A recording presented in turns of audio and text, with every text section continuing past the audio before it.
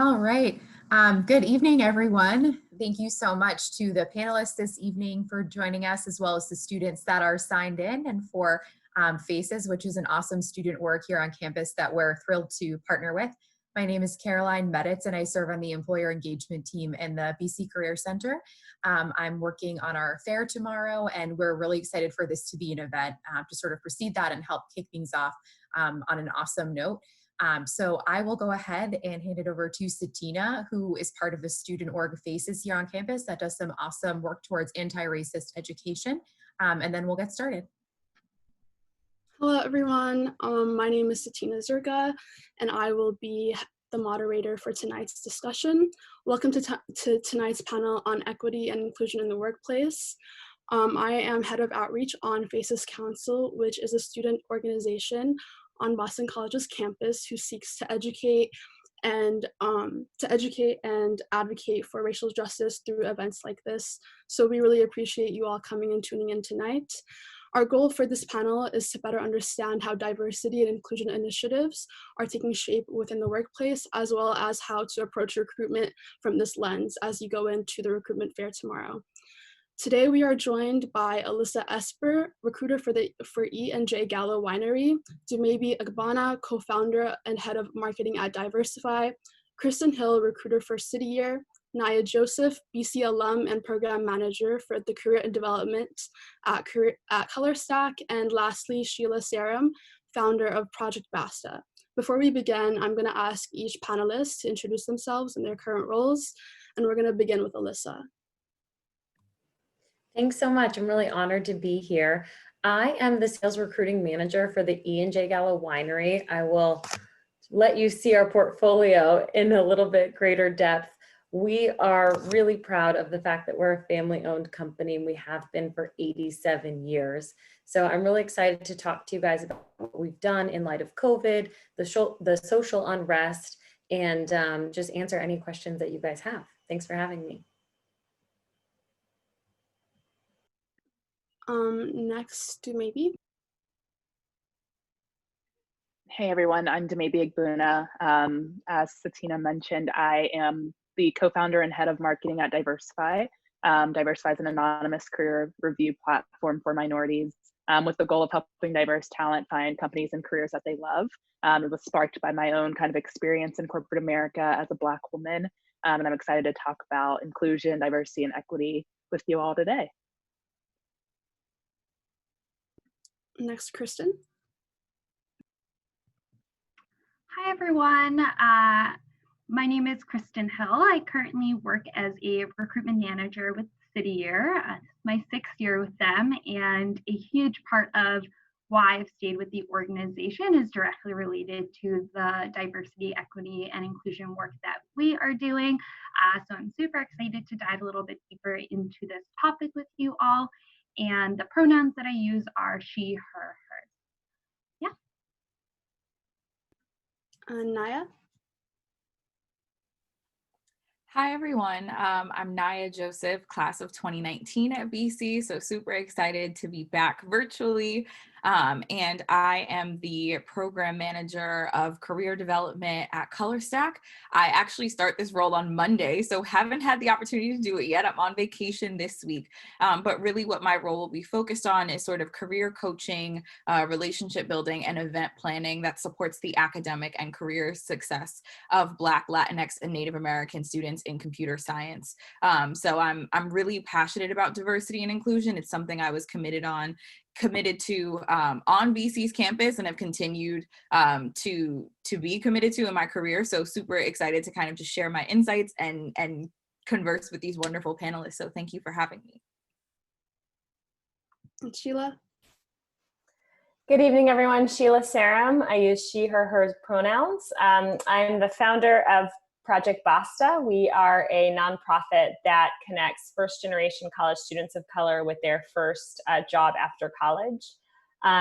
We have worked with over 500 young people to date and have a network of over a dozen employers who hire Basta Fellows. So very interesting to be at the intersection of college and work, especially through COVID. So happy to provide that lens as we go through this conversation. Great, thank you for introducing yourselves. So to begin our conversation tonight, I know we're all kind of tired of hearing this term unprecedented times, but I think we're all very curious as to how companies, especially firms as yours, have been managing in this time. So how did your company or your firm retain employees during this pandemic? Anyone can chime in.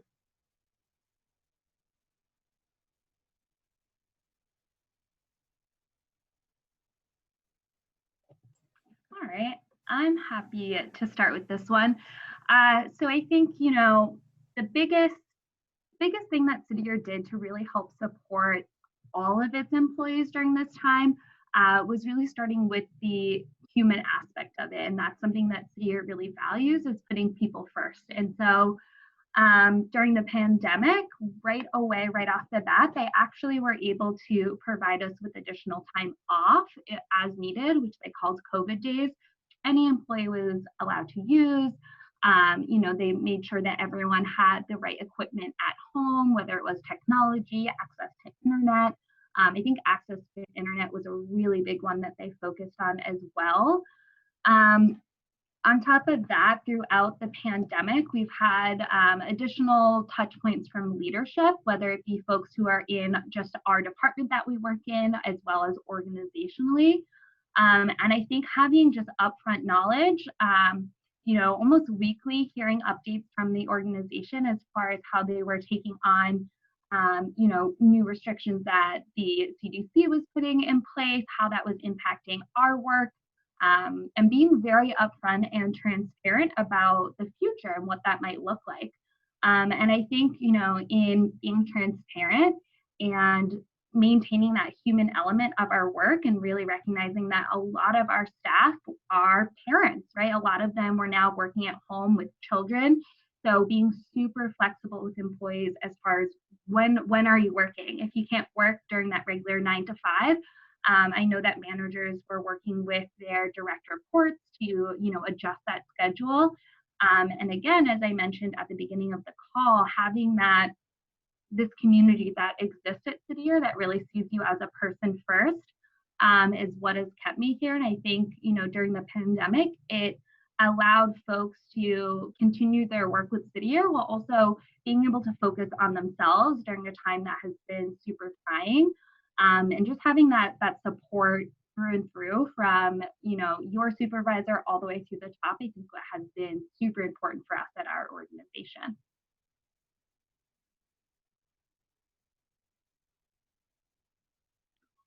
Sorry, I was on mute. That sounds like a really wholesome and inclusive environment that City Year offers. Does anyone else have insight on the pandemic and how you guys have kept sane, I guess, in this time in your employer relations? I can speak to this through the lens of working with a community of young people who just got into the workforce. So I'd say two things. One, the pandemic, I'm in New York, and so similar to some major cities, I think we all experienced a lot of the just isolation that came with quarantine and uncertainty that came with quarantine. And, while we were getting used to that, George Floyd was murdered. And so all of a sudden, we're all,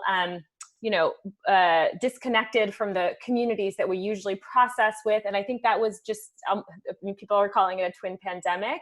And I think, I can see why that is. And so I think what we heard from the young people that we have the opportunity to work with is we created a lot of spaces for young people to connect and process both, the impact of the COVID pandemic and then sort of everything that was happening around the country with moral reckoning and racial violence and just people really, I think, confronting racism and in ways that haven't typically happened. And so I think what we heard often from young people was just appreciating getting these sort of alternative spaces to process, whether it was through their employers or through BASTA, just because a lot of our typical, opportunities for connection are modified and limited at the moment.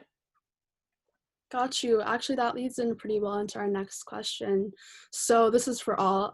What support systems aided your firm's employees throughout this time of social uprisings? And have any of these programs expanded, or will they expand in the future? Sure, I'll take that one. So at Gallo, we actually have a program that we put in place at the beginning of COVID. It's called ROAR. It stands for Rescue Our Amazing Restaurants. And obviously the restaurant industry was hit really, really hard. What ROAR does is it allows every employee at Gallo, and there's about 8,000 of us, to expense $150 at a restaurant of our choice every single week. And that's helping our restaurants stay in business. We have really shifted a big majority of our spend to being spent at Black-owned restaurants. To Sheila's point of the twin pandemic, I absolutely hear that. And it's really amazing to be able to see that transaction happen every week, and to really own where you're supporting, but to have the backbone of an amazing company allow you to do that. I'd also be remiss if I didn't just point out the fact that, let's be real, the alcohol business is thriving right now. A lot of people are staying home and having a vacation in a bottle because it's an affordable luxury. But the whole reason I bring that up is to say this: when you work for a company experiencing such a shift in demand that you're not used to, and that same company stops the production of our wine and spirits and transitions it into making millions of ounces of hand sanitizer, and beyond that, invites volunteers who are C-suite at our company to help make that and to help with production, I just get goosebumps every time. So I think those are two quick examples of a couple of ways that we at Gallo have tried to curb the effects of the pandemic, but I don't think we're done yet. I think we're going to keep going and keep thinking creatively.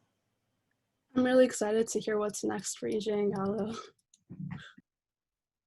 And then I can speak to, so outside of working on a startup, I work at IBM in like a tech, or in a tech sales and business development type of capacity.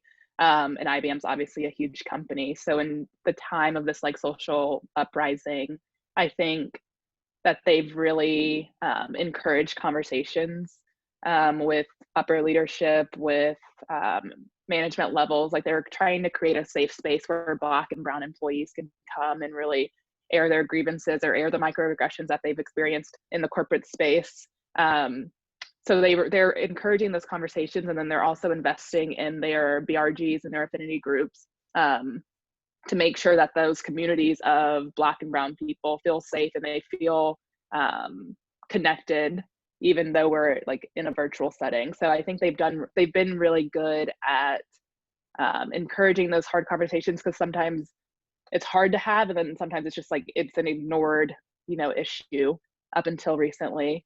So yeah, I think from an IBM standpoint, this time has been really, really good for us. Just because you mentioned affinity networks, how well do you think your affinity networks were integrated into the fabric of your culture prior to the social uprisings? And how do you think IBM or even like Diversify can grow in those ways? Yeah, I think just being like an underrepresented minority in the corporate space, you automatically like seek out those communities or those safe spaces where you can be surrounded by people who look like you. Just because, I mean, you have imposter syndrome seeping in, you have different things that you're already experiencing as an underrepresented minorities. You want to be next to people who are also experiencing similar things. So IBM has definitely encouraged that underrepresented minorities join those groups, build that sense of community, because you're going to need it throughout your career. So I think it's deeply ingrained in IBM's fabric and in IBM's culture, and it's deeply encouraged. Thank you. Does anybody else have any answers to that question about their own firms? Yeah, I have a shameless plug. I am a big believer in show, don't tell. So I'm dropping Diversity in Wine's Instagram handle. It's one of our employee resource groups at Gallo, spearheaded by the Gallo African American Network. So I'll keep it brief, but I'll just say, I think a picture is worth 1,000 words. So check it out. You might get a follow back. I don't know. I will be sure to go on that. I can add a little bit to that. So at City Year, we are a program that hires young people to work in school. So as staff members, we are directly supporting those young people and providing our AmeriCorps members with trainings in regards to diversity, equity, and inclusion, which also includes affinity groups. And I think one thing that I've seen, I would say over the last 2 years or so, is really shifting and recognizing that although we're doing all this great work for the young people, we also need to kind of turn that back on us as an organization with our staff members. So over the last couple of years, affinity groups definitely started more in each department and were ran by each department. And I would say over these last couple of months, we've really recognized the need for us to all be on the same page and to create a more united front among the organization in regards to affinity groups. So we've actually completely scrapped doing affinity groups within our smaller departments. And the organization as a whole has actually rolled out affinity groups for the organization. So I'm getting to meet with staff members in our anti-racist white affinity group from all across the country.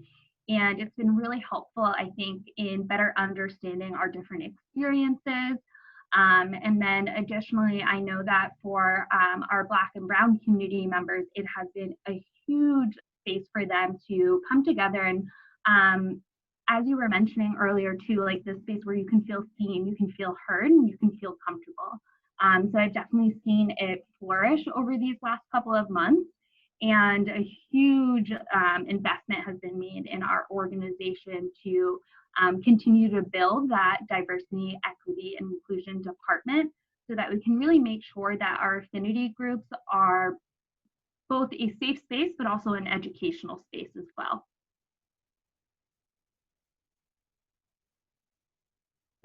Like moving forward, how do you think your companies can turn this short-term change of social justice into long-term progress, not even just for your company, but just as a culture as a whole? So I think the people on the call are all going to be job hunting or are job hunting now, right? The participants. So the answer is, it is about employees. Like as long as employees are asking the questions during their interview process, as they're meeting their hiring managers, as they're going through recruitment, as long as employers know that this will continue to be something that future potential employees are assessing as they look at job opportunities, then it will stay important and relevant to the employers. I was talking to a major executive who works for one of our key partners the other day, who's always been a great champion for diversity across the company. But what he named for me is like, listen, I'm old, right? Like I come from a generation that like you got a job offer and you just took it. And if you didn't like it, you left a couple of years later. And this generation is holding employers' feet to the fire in a way that is super inspiring and necessary. And so I think employers are like comprised of people, and human beings are inherently lazy and will do the least amount possible to get the most amount out of something. Think about the way a young person, think about how you prepare for class, right? You know what grade you want to get the best grade you can. That is just how humans operate. And so if we keep the heat on, right? If employers know that like thinking about diversity is not just a sort of a passing moment, then they're more likely to figure out how to keep it a priority. And so I think that the onus is on all of us to keep this conversation alive and not let it fade into the background. You can't put up like a Black Lives Matter sign one day and kind of tick the box. Actually, you can, unless people hold you accountable over time. And so I just want to name that it's like all of our responsibilities. And for the young people who are about to start interviewing, there are some really, I think, like tactful ways that folks can ask those kinds of questions and at sort of the right strategic moments in the interview process as well. Does anyone have any insights on how to ask these questions? I know like in a remote setting, it's a little harder to engage with interviewers and just to get a better sense of inclusivity at a company. So how would you think would be the best way to approach asking those kinds of questions? Yeah, Sorry, go ahead.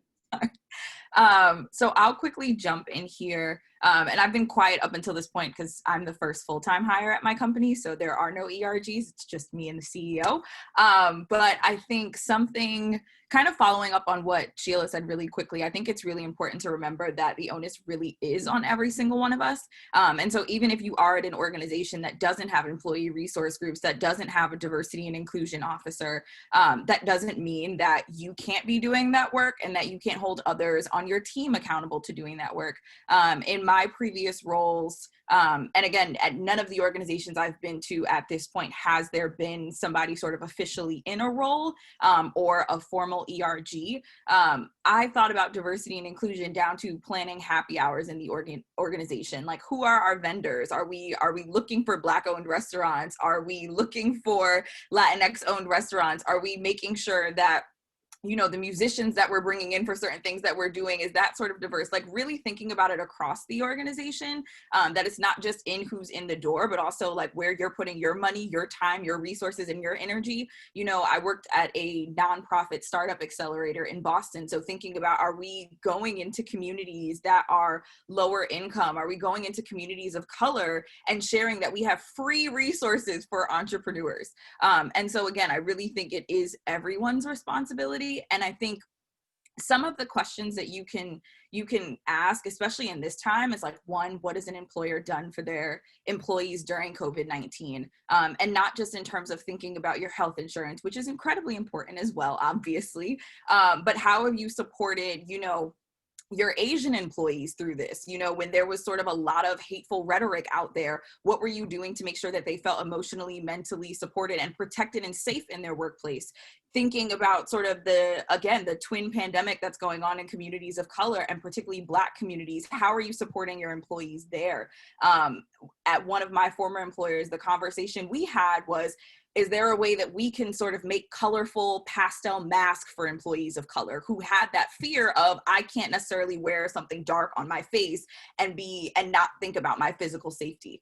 So I think it's really kind of getting into that, and then really spelling out what their commitment to diversity and inclusion looks like. I think one great question I usually go for is, what's the percentage of your budget that's allocated to diversity and inclusion? Because a lot of times where people are willing to put their money in a business is very indicative of what they truly care about. So those are just kind of a few of the initial questions that I could think of. Those are great. Thank you for contributing. Yeah, and then there's one quick, I couldn't not answer this question because our platform Diversify is literally like what that is about. It's finding out about the minority experience in corporate spaces across America. So I think now within the last couple of months, we've seen a lot of companies come out with their commitment to stand against racism. We've seen a lot of companies publish their, you know, diversity numbers, but like, what is the purpose of diversity numbers if you're not including retention numbers? So I think our platform is really dedicated to helping people gain insight into that minority experience, so they can know exactly what it would be like for them to work at a company as a minority themselves. So yeah, no, check out our platform. If you're interested in any of these companies, you'll hear from people who identify similarly to yourself. You're able to filter the reviews by people who identify similarly to you. And I think that now that this has come to like the kind of the forefront of the conversation, it can't die down at this point. So like our platform, you continuing to ask these questions throughout your interview process, throughout career fairs, it's so important. Yeah, I've went on the Diversify website and kind of used it in my recruitment job search process, and I can kind of speak to what Dumaybe's saying, and it's so engaging with like users, and I think it's very user friendly from the student side as well as like the employer side as well. So I've listed it or I've put it in the chat, so I encourage you all to go make an account now and use it tomorrow when you guys are recruiting or whatever. This is kind of a question for all of our panelists, but this could be either for diversity and inclusion or whatever ethical commitments you guys hold to your own hearts. But how do you think employees in your firm are able to bring their ethical commitments to their roles and expand them within their company?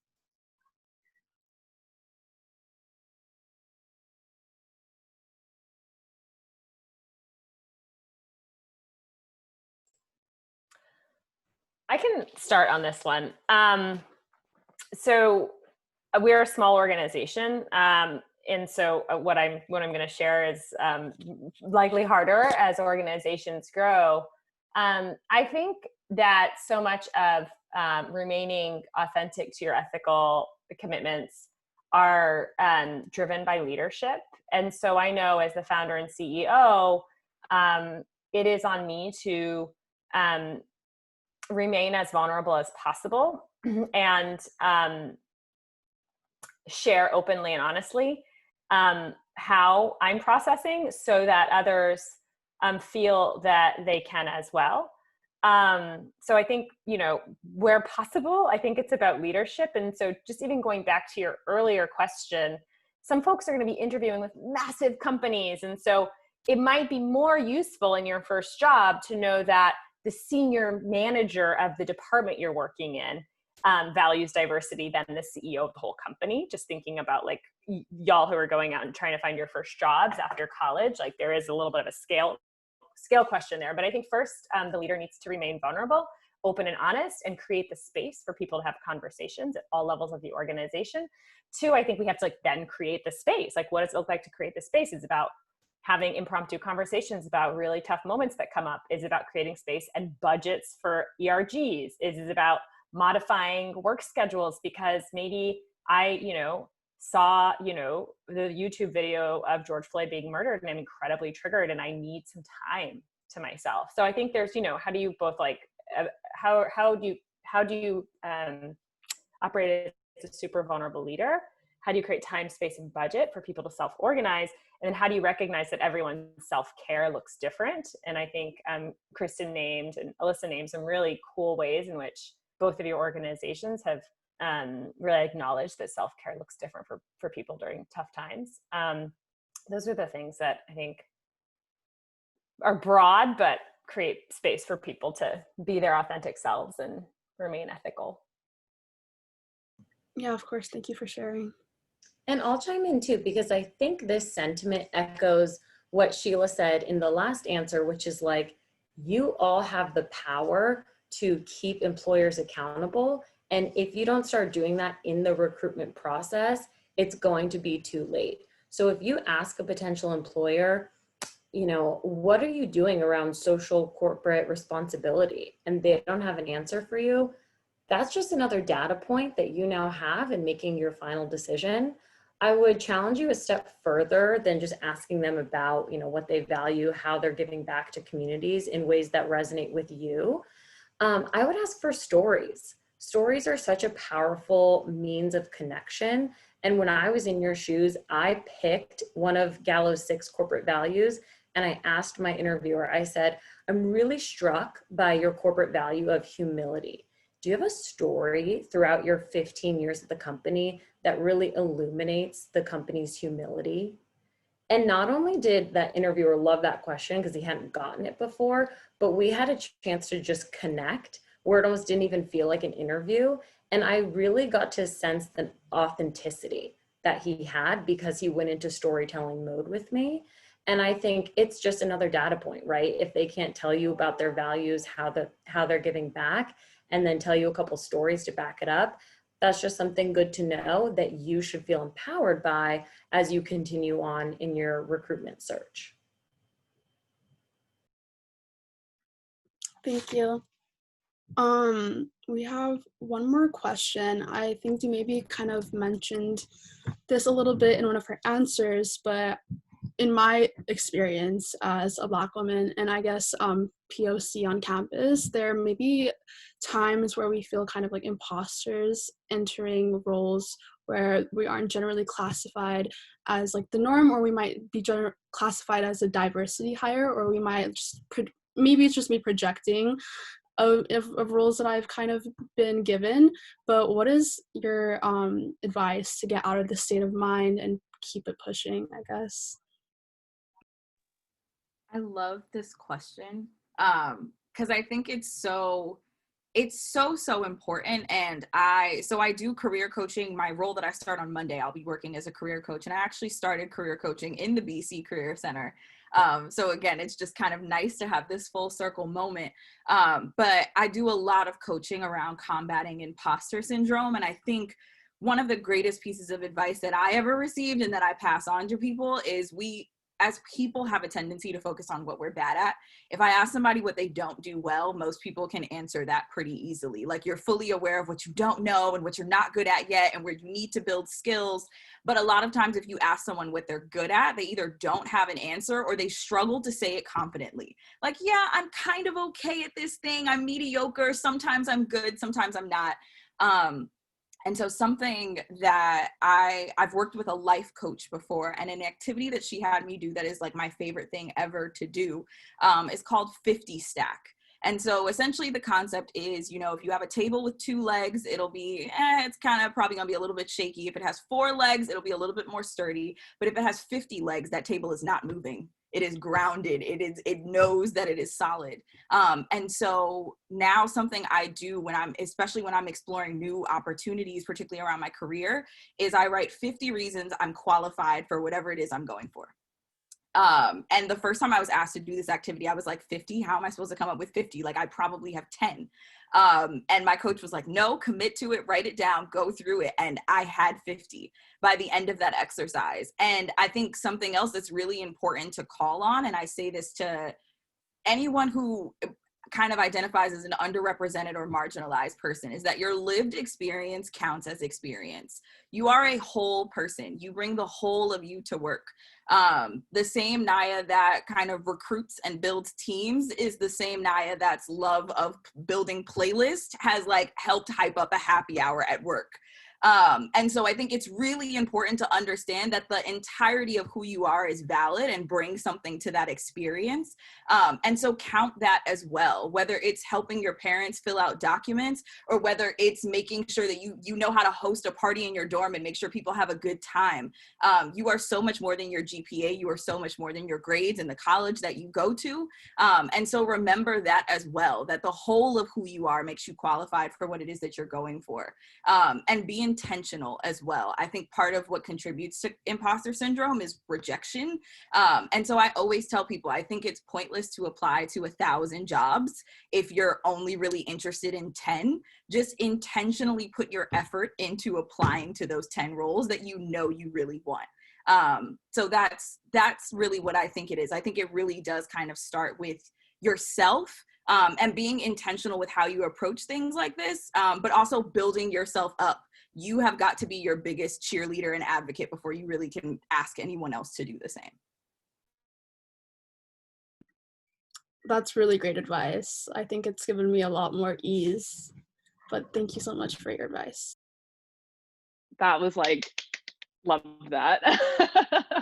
But just to add to that, I think like as a Black woman in like the tech space, which is so predominantly dominated by like white men, the lack of representation or the lack of people who look like me has contributed to my imposter syndrome. It's kind of like you start to question, how did I get here? Do I deserve to be here? Is my work as good as theirs? You know, am I qualified to be in this space?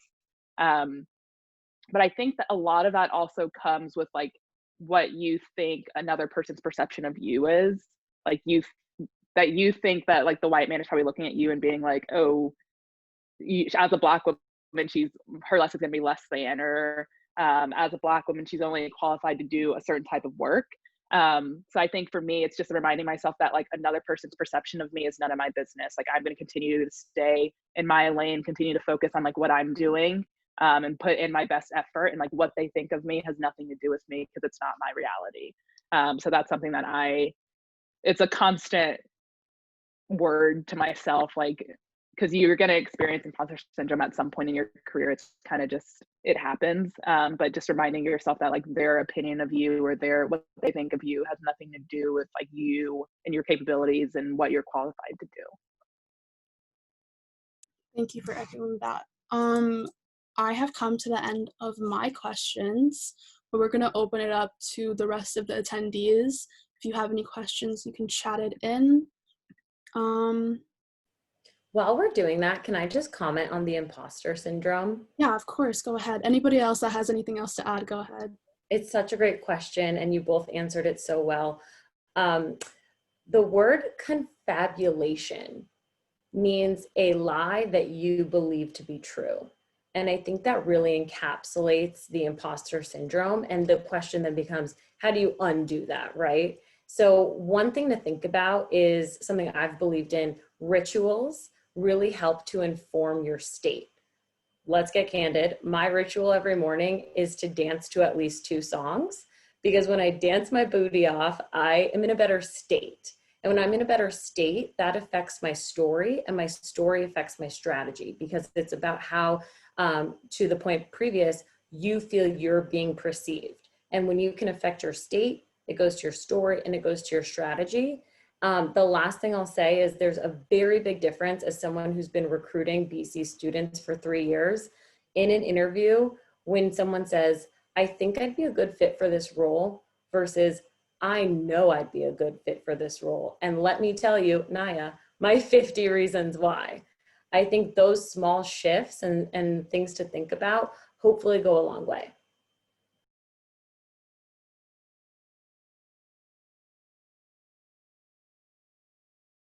I was on mute again. I don't know how to do Zoom, even though this is my 2nd semester. We have another question. Jenny Chen is asking, how do you ensure a cultural fit while also striving to build a workforce that reflects different backgrounds, thoughts, life, and experiences?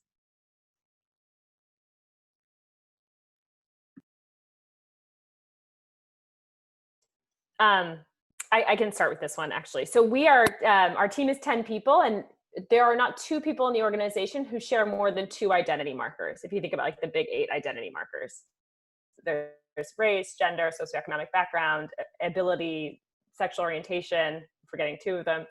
And I think the uniting sort of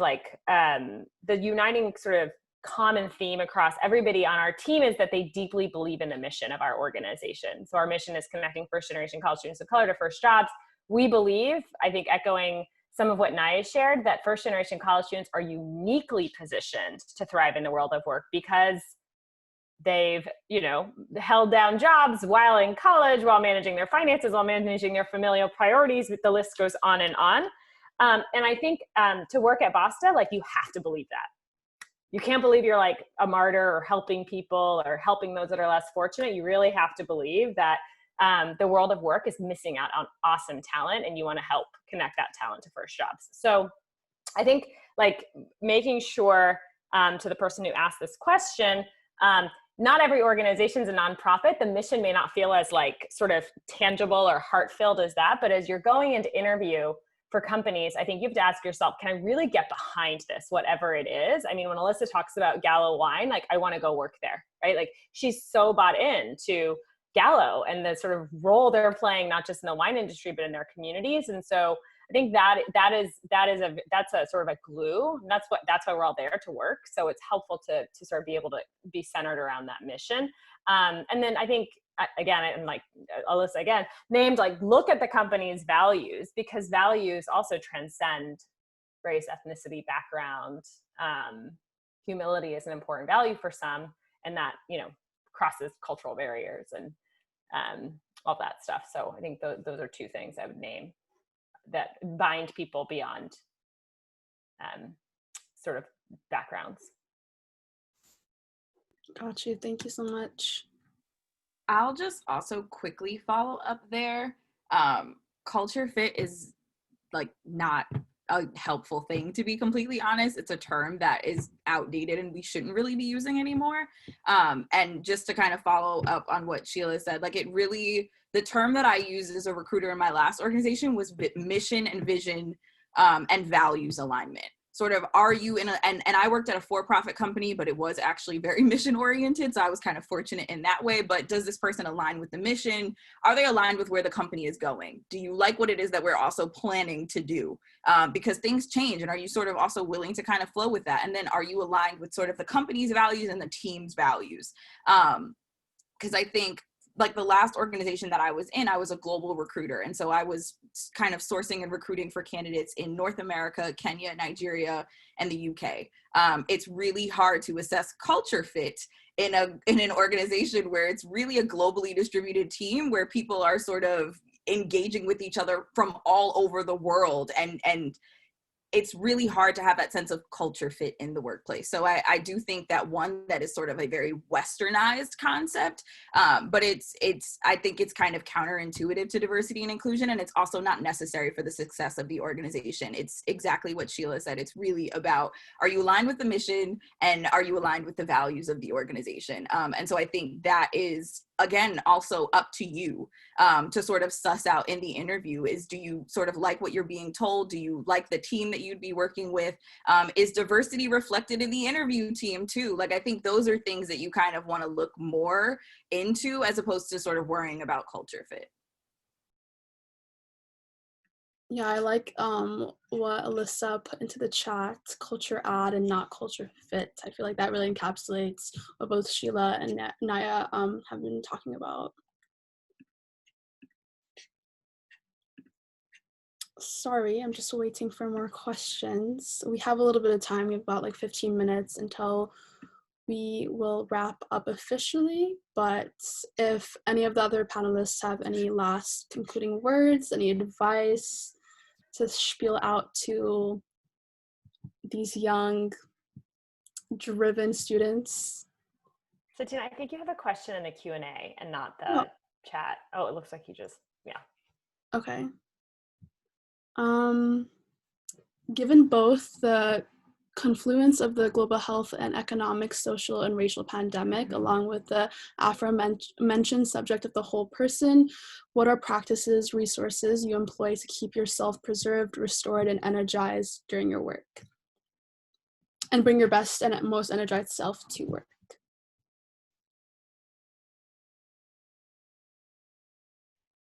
I'll go. So one, I'm a big believer in mental health, like preserving your mental health, preserving your,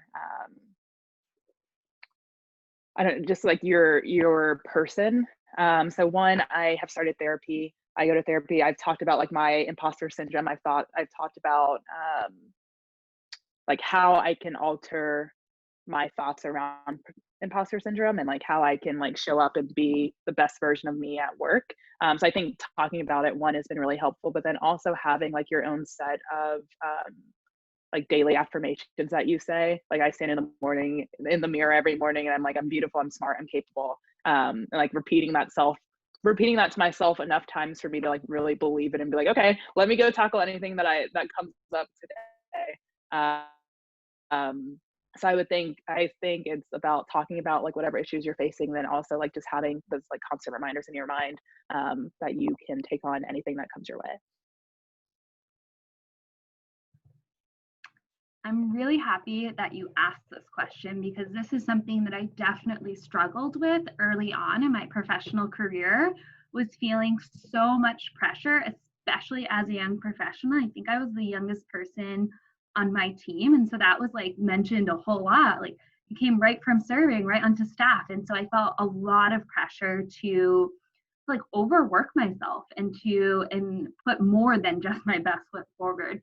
And I remember during my first month on staff, a staff member had asked me, so what are some of your hobbies? What do you like to do? And I was just like paralyzed. I was like, I don't know, hang out with friends and family. And so it really helped me recognize that I kind of lost myself in becoming this ideal professional. And I think that's kind of like, you really need to make sure that you catch yourself on that. So I think a huge part of it is defining who you are outside of work. And, you know, part of that for me, recruitment is a demanding job. You often have early mornings, late nights. And for me, it's always been being very transparent with my supervisor, saying, hey, I worked till 8 p.m. last night. I'm going to start at 10 a.m. tomorrow or 11, you know, like having that flexibility has been really great. So yeah, that's what I would say, is just really making sure that you take the time to be very thoughtful in what your self-care and your work-life balance is. especially as early professionals. It can be really easy to be like, oh, I'm just going to dive right in, and we want that. We like that energy. But you have to remember that you come first, so whatever that looks like for you. I'm glad that you mentioned hobbies because I'm actually looking for one. Have you developed any new hobbies since that question? Yes, I keep a bullet journal. So if any of you know what bullet journaling is, it's like a really intense way of organizing, keeping a diary, but also like really artistic for me. So it's very relaxing, and also indoor plants. I think that's a big one that a lot of people have picked up during quarantine. So those are some of the things. They're small, they're kind of silly, but they bring me a lot of joy and like a lot of zen. I'm glad that you found that for yourself. I think one word that we haven't said yet, which I'm really surprised by, is mentorship. I've really leaned on my mentor, and I'm grateful that my mentees have leaned on me, especially during this time. I think it's also worth noting in context for this panel, we're actually at Gallo in our sales leadership development program. We overlay, everyone gets a mentor, but then we overlay anyone who would identify as someone interested in one of our employee resource groups, so our African American one, our Asian one, our Hispanic Latinx one, with another mentor. So effectively they have two mentors, one who looks like them, and then someone else just from the Gallo family. And that's, I think, a huge piece of like mental health. The other one, because we were talking about mantras, is I have a mantra, I'm not here to be right, I'm here to get it right. Not here to be right, I'm here to get it right. And just giving yourself permission that like showing up is good enough. Everything else is a cherry on top, I think takes a lot of the pressure off. And that kind of loops into the imposter syndrome and the perfectionism that we were talking about earlier. I believe we have one more question. So what resources should current students take advantage of as they prepare to enter the workforce and be ready to keep their employers accountable when it comes to supporting POCs at their organization? As a former BC student, the BC Career Center, and I mean that I'm not just advocating because I work there. I seriously mean that. Like there are so many, not even just in terms of the resources that they've built out, but it really is an incredible team of people. And so I would highly encourage you to use the BC Career Center. And I think as much as you possibly can, professors on campus, I got my first job out of college through my professor knowing someone that worked at the company and making that introduction. So your professors are also a wonderful resource. And I know I was in the Carroll School of Management, and I know there are actually a few professors there that specifically do outside of classes mentor students. Like I had a marketing professor kind of help me fix my resume my sophomore year at BC. So I think just leveraging many of the resources that are on campus. And then I also think a huge part of preparing for the workforce is sort of this work-life balance piece that we're talking about. So I'm not sure if he still does it, but there's a professor, David Story, that teaches meditation. It's like a 4-week course on campus, and it is like no additional charge or anything. That was the greatest thing that could have happened to me. I meditate all the time now. And I would also say counseling services on campus, because I also go to therapy, and I went to therapy all of my years in college. And that also was a huge resource to me. So I think as much as you can sort of prepare yourself in terms of kind of building your network, building those relationships, and making sure to do so authentically as you network. I think a key part of building relationships is not worrying about kind of rubbing elbows with the kind of highest up person in the organization. You don't need to know a CEO. You don't need to know a vice president. You really need to build authentic connections with people that it would be of mutual benefit, where you can give them something and they can give you something as well. So I think that for me, it really does at times come down to not what you know, but who you know. And so I would say, as much as there are so many wonderful people at BC, and also you're in Boston and you're in the college capital. So also beyond your campus, for those of you that are on campus, I would say just try to get to know as many people as you possibly can, because even just in conversations, like just being on this panel, I'm learning so much tonight. So it's just these kind of simple touch points that really can make a difference. So I would say just try to get to know as many people in as many different places as you possibly can.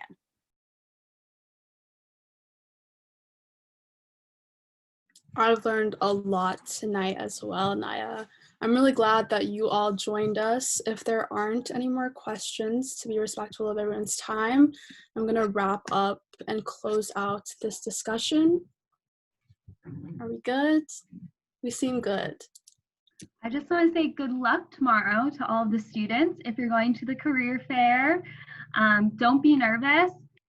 We're nervous on the other side too at some point. You know, we want to make a good impression on you, just like you want to make a good impression on us. So just show up as best you can. And yeah, just really focus more on the relationship piece and kind of let the rest of the stakes flow away. Got you. That's some really good advice, Kristen. Thank you. We are going to be linking everyone's contact information and email that will go out if you RSVP'd through Handshake. So feel free to contact these wonderful panelists. They've made themselves so open and available to speaking with Boston College students, and they're really excited to get to know you guys, maybe help you out in the future too.